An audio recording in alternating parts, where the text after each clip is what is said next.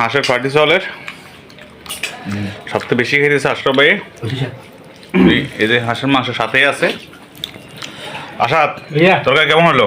তরকারি আলহামদুলিল্লাহ খুব টেস্ট হয়েছে। লিমন না ভাই?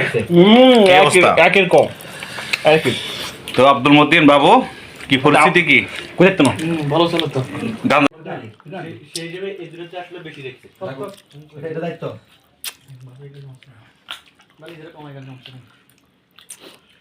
একবারে হাড্ডি বা হাড় পাইছেন যে বিশ্বাস দেন তো কিছু কর নাই। এই অবস্থা করলেন কা? এই পরিস্থিতি কি আপনার? এই হ্যাঁ হ্যাঁ কেমন? সেই এগুলো খাইনি আমি। চাকরিতে তো দেখলাম সবগুলো মাংস দেখা যায়। তাই সব শ্বশুর বাড়ি যাইছে চীনা হাঁসের মাংস।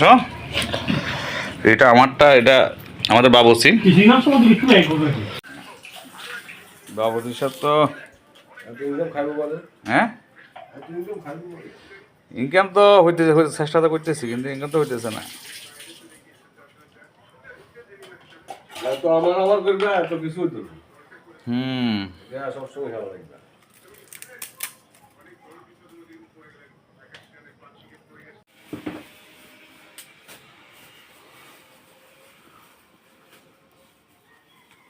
আদা রসুনের পরে তারপরে কয়েকটা আলু দিয়ে দিবা।